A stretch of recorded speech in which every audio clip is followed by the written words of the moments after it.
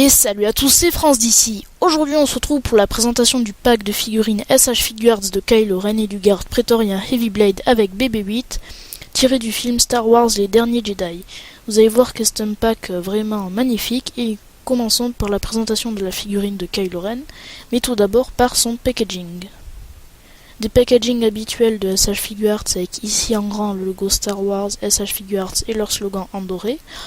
En bas à droite le logo SH Figuarts juste à côté du logo Bandai. Ici un petit message en blanc Bandai 2017 Made in China. Toujours ce fond gris derrière le plastique de rangement et toujours cette bande rouge luisante autour de la boîte qui rend la boîte vraiment très jolie. En haut à droite de cette boîte nous pouvons voir From the New Film Star Wars The Last Jedi, qui signifie que cette figurine est tirée du dernier film. Au-dessus la même bande plus épaisse avec les mêmes logos, Star Wars et SH Figuarts, pareil sur le côté avec une image de la figurine. Nous pouvons voir aussi le logo de Disney. Sur l'autre côté de la boîte, exactement la même chose, rien de nouveau, toujours les mêmes logos et cette bande rouge plus épaisse. En dessous de la boîte, rien de bien intéressant. À l'arrière, nous pouvons voir plusieurs images avec les deux têtes interchangeables de Kylo Ren ici et d'autres images de promotion qu'ont utilisé SH Figuarts. Toujours les mêmes logos un peu partout avec toujours ce fond argenté, luisant, qui rend vraiment très joli. Passons maintenant aux accessoires de cette figurine. Il y a son casque que l'on peut retirer du cou avec le col pour pouvoir faciliter la prise en main et pour rendre beaucoup plus réaliste la prise en main du casque pour Kylo Ren. Il est plus foncé que le précédent de la figurine de Star Wars 7, mais toujours aussi bien détaillé. Son col aussi qui est bien reproduit. Nous pouvons les enclencher comme ceci, tout simplement, et le casque peut tourner. Nous avons bien sûr son sabre laser allumé, le manche toujours aussi bien détaillé avec toujours un rouge translucide très joli, avec une lame un peu vacillante. Un manche avec un ergot pour pouvoir l'attacher à la ceinture. Ce manche est tout aussi détaillé que l'autre et que celui-ci qui n'a pas d'ergot pour rendre plus réaliste si nous voulons le mettre dans la main de Kylo Ren. Nous avons bien sûr plusieurs paires de mains interchangeables. Une paire de mains pour faire l'effet de jet de la force, avec ici le trou pour pouvoir mettre la rotule de la main pour pouvoir les articuler. Une paire de mains ouvertes pour pouvoir mettre le sabre laser dans la main droite comme dans la main gauche ou dans les deux mains en même temps. Toutes les paires de mains sont très détaillées avec de bonnes textures et de bonnes teintures. Ici nous avons une paire de mains détendues. Nous pouvons plus voir les détails étant donné qu'elle est grande ouverte. Et une paire de mains ouvertes pour pouvoir essayer de mettre son casque dans la main droite comme dans la main gauche. Pour changer les paires de mains, c'est vraiment difficile car elles sont très bien attachées. Et nous avons bien sûr une paire de mains point fermé. Passons maintenant à la présentation de la figurine de notre garde prétorien et de son packaging. Nous avons ici le logo Star Wars en doré, ainsi que SH Figuarts, ainsi que leur slogan.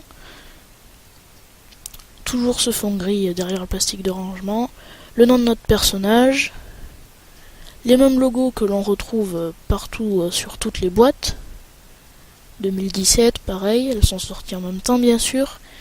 Toujours cette bande assez épaisse rouge luisante. Sur le côté de la boîte, une image de la figurine, les mêmes logos, Star Wars, SH Figuarts, Disney. Nous pouvons voir que la boîte du garde est plus grosse que les autres boîtes SH Figuarts. Au-dessus, toujours les mêmes logos. Rien de nouveau. En dessous, rien de bien intéressant. Ces boîtes sont vraiment très jolies. À l'arrière, d'autres photos de figurines de promotion avec les différents termes et différentes vues. Et pareil, un fond argenté, luisant.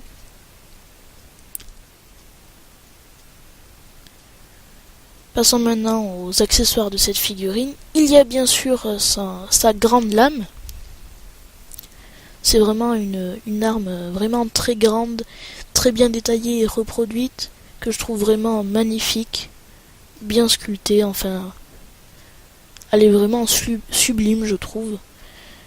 Vous verrez qu'elle est très grande car je la mesure, et vous pouvez voir qu'elle fait quand même 20 cm et demi. Ce qui est plus grand que la figurine elle-même, bien sûr. Nous avons ici son fouet, avec le lasso flexible, qui lui aussi est très bien détaillé et reproduit, avec les bonnes teintes et tout. Ainsi que leur épée. L'épée et le lasso, ce sont tous les gardes qui les ont par contre. Qui elle aussi est bien reproduite. 3 paires de mains interchangeables avec une paire de mains détendue. Et une nouveauté, je crois, chez SH Figuarts, c'est que les doigts sont flexibles. Ce qui facilite la prise en main des armes sur la paire de mains ouverte ici. Ça facilite vraiment la chose et c'est très pratique. Je trouve que c'est une bonne initiative. Un peu moins flexible par contre celle-ci, mais toujours pratique. Et une paire de mains point fermé bien sûr. Nous pouvons les retirer très facilement et les remettre très facilement. Par contre c'est assez fragile car c'est fin. Passons à la figurine de BB-8. Avec les 2 antennes amovibles ainsi que la tête au corps, car toutes les parties étaient détachées dans la boîte, et son socle, car il ne peut pas tenir debout. Il faut absolument qu'il soit sur son socle pour pouvoir être dans n'importe quelle position. La tête qui peut tourner. La figurine est assez détaillée, même si je trouve qu'il manque des détails au niveau de la tête. Sinon les teintes sont plutôt bonnes, une bonne reproduction. Il me semble que l'antenne noire est un peu plus grande que la normale. Après ça reste une figurine bien en proportion par rapport à SH Figuarts. Voici sa petite boîte qui est assez simplette, avec les mêmes logos, pareil. Juste une particularité, c'est qu'elle est entièrement en noir et blanche. Je rappelle que c'est une édition limitée, avec des images de BB-8 un peu partout. Passons maintenant au détail de la figurine de Kylo Ren. Si vous vous rappelez bien de ce personnage, vous verrez qu'il est vraiment très ressemblant à mon avis. Je trouve que SH Figuarts a vraiment fait du bon boulot. Une cicatrice bien reproduite, les cheveux aussi, qui reproduisent bien toutes les formes qu'a ce personnage. La tunique ainsi que le costume des bras sont vraiment très réalistes, très similaires à ceux du film. La ceinture qui elle aussi est bien détaillée, entièrement noire par contre. À mon avis, on voit trop les articulations des coudes et un peu trop les rotules des mains. C'est surtout dommage au niveau des coudes car ça rend la figurine moins réaliste. Le bas de sa tunique est un peu flexible pour pouvoir voir le pantalon en dessous. Mais bon, pas de détails importants. Un pantalon simple avec pas mal de plis. Une couleur gris-noir. Et des bottes toujours aussi détaillées. Car on ne voit pas forcément tous les détails dans le film, ce qui est avantageux. Le profil aussi ressemblant, ainsi que cette apparence assez imposante. Ça nous rappelle vraiment bien le personnage du film.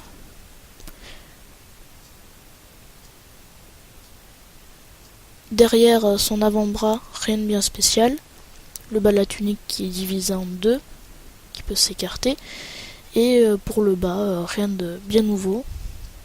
Nous pouvons voir 2 petites sangles juste au-dessus des pieds à l'arrière.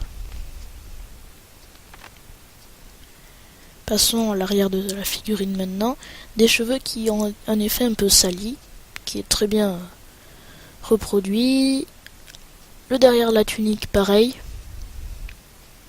La ceinture, nous pouvons voir l'attache pour le sabre laser. Et le bas de sa tunique à l'arrière n'est pas flexible par contre. vous pouvez voir ici. Pas mal de plis réalistes au niveau du pantalon et les articulations du genou. À l'arrière des bottes, les sangles. Un autre profil aussi ressemblant, avec la cicatrice qui n'est ni trop épaisse ni trop fine. Elle est vraiment parfaite à mon avis. Rien de bien nouveau sur ce côté, à part une petite caractéristique à la ceinture du côté droit, c'est l'attache pour le sabre laser. L'ergot du manche peut donc rentrer dans le trou de la ceinture. Je vais vous montrer ça de suite. Voilà. Il peut tourner, donc pour qu'on puisse le mettre vers l'avant, vers l'arrière ou bien centré au milieu. Toujours un bas de tunique que l'on peut écarter, car je rappelle que c'est en 2 parties. Ensuite, toujours la même chose sur ce bas et ses bottes. Je vais maintenant vous montrer les détails avec le casque de la tête. Nous pouvons enlever la tête ainsi que le cou pour pouvoir le remplacer par le nouveau.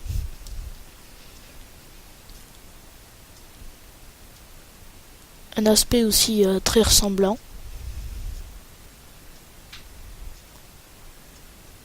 Une très belle teinte, ça rentre parfaitement bien. On ne voit pas vraiment que ça a été changé. Ça s'intègre très bien au costume.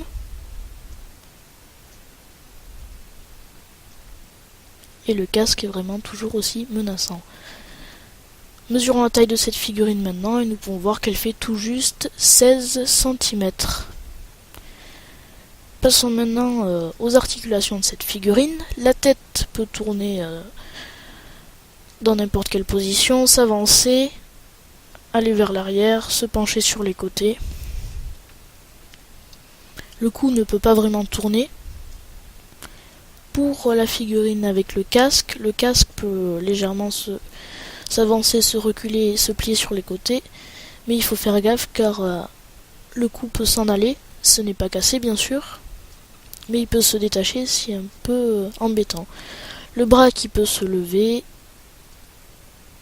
faire un tour en 360, se plier dans n'importe quelle position.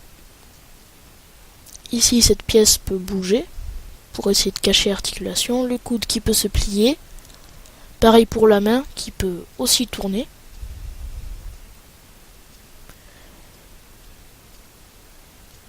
Le torse, pareil, qui peut osciller. Vous voyez, ça s'enlève facilement. C'est un peu embêtant quand on fait bouger les articulations justement. Ensuite, les jambes qui peuvent s'avancer grandement, mais pas vraiment beaucoup reculer. Nous pouvons les écarter aussi, et descendre et monter les jambes aussi, les faire tourner. Les articulations et Sage Figure sont vraiment superbes, on peut mettre dans toutes les positions. Le genou qui peut se plier, très légèrement se tourner. Par contre le pied, lui aussi, peut se mettre dans n'importe quelle position. Ce sont vraiment de superbes articulations sur cette gamme de figurines. Comparaison maintenant avec les figurines Black Series de Kylo Ren démasqué et du Kylo Ren version Les Derniers Jedi. Vous pouvez voir que la cape de Kylo Ren version Les Derniers Jedi peut s'enlever et se mettre sur la version SH Figuarts, car c'est un accessoire manquant sur cette figurine.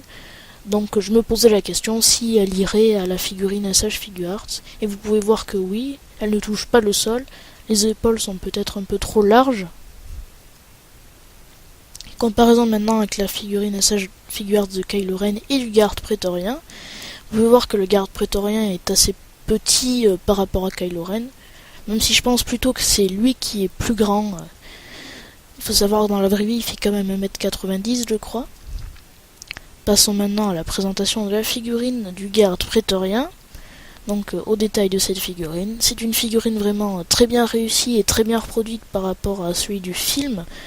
Si vous ne l'avez pas vu, quand vous irez le voir, vous verrez que cette figurine est vraiment sublime et très bien reproduite. On a vraiment l'impression d'avoir le vrai en modèle réduit entre les mains.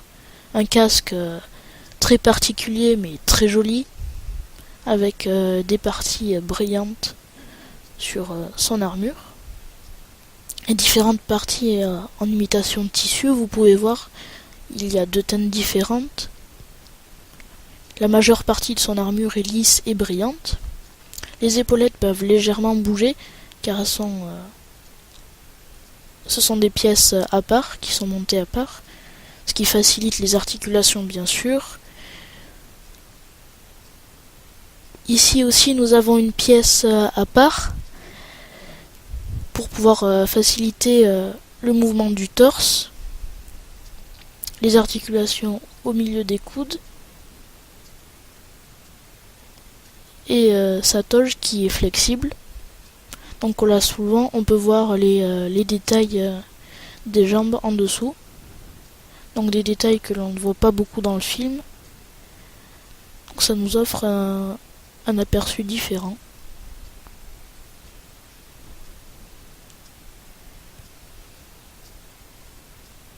Beaucoup de détails et elles aussi qui sont luisantes. Des articulations assez sympas aussi au niveau des pieds. Pour le profil de la figurine, un casque aussi très ressemblant.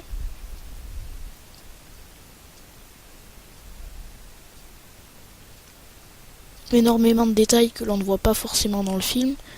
Donc vraiment ces figurines nous offrent un aperçu vraiment différent. Et ils nous montrent les détails que l'on ne voit pas dans le film parce qu'on ne voit pas vraiment beaucoup le personnage ou alors parce qu'il est en mouvement. Les bottes, ici, nous pouvons voir une petite attache, je ne sais pas à quoi elle sert étant donné qu'on ne peut pas accrocher d'accessoires ici. L'arrière du casque est assez particulier, mais assez joli. L'arrière de l'armure, pareil, qui est magnifique.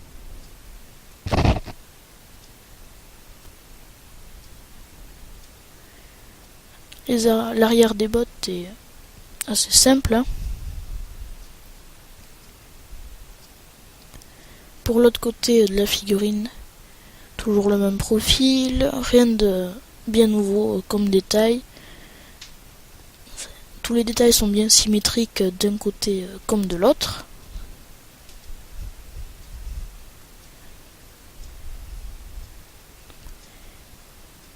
Et rien de nouveau sur cette botte. Ah si, pardon, à part l'attache. Enfin, je pense que c'est une attache qu'il y a sur l'autre botte et sur celle-ci, elle n'y est pas. Ça reste un mystère. Passons maintenant aux articulations de cette figurine. La tête peut aller vers l'arrière, aller vers l'avant et complètement tourner. Sur cette figurine, les articulations sont vraiment approfondies pour pouvoir le mettre dans le maximum de positions de combat notamment. Elle peut également avancer et reculer comme ceci. Les bras qui peuvent tourner en 360, mais pas trop en les mettant vers l'arrière, plutôt en les tournant vers l'avant. Les biceps qui peuvent tourner. Ici, cette pièce permet de bouger comme ceci les bras et de les faire tourner. Donc le maximum de poses possible. Pareil pour le torse. Grâce à la pièce du milieu, la figurine peut se pencher sur les côtés, très légèrement s'avancer et se reculer, et tourner, mais pas en 360, ça risquerait de casser l'articulation au milieu. J'avais oublié les coudes qui peuvent bien sûr se plier, mais pas tourner car le biceps peut tourner déjà. Les mains qui peuvent s'avancer, se reculer, comme vous pouvez voir ici, et tourner. Et se plier aussi sur les côtés. Les jambes peuvent avancer, descendre et monter. Ensuite aller vers l'arrière bien sûr, mais pas beaucoup. Elles peuvent aussi s'écarter. Les genoux qui peuvent grandement se plier. et légèrement tournés. Par contre, eux, les pieds ont des articulations assez spéciales, vous pouvez voir. Ils peuvent se mettre dans n'importe quelle position et le bout du pied peut tourner aussi. Ce sont vraiment les articulations idéales. Mesurons la taille de cette figurine maintenant et nous pouvons voir qu'elle fait tout juste 15 cm. Comparaison maintenant avec la figurine du BB-8 fournie dans ce pack. Il est bien en proportion par rapport à eux. Merci à tous d'avoir regardé cette vidéo. J'ai fini pour la présentation de ce pack. Si vous ne l'avez pas, je vous le conseille fortement car c'est vraiment un pack magnifique. C'est un budget quand même de 120 €. Enfin, c'est le prix que je l'ai payé en tout cas. Mais bon, nous avons de la très bonne, vraiment très bonne qualité sur ces figurines. Je ne suis absolument pas déçu. N'oubliez surtout pas de regarder les photos en fin de vidéo.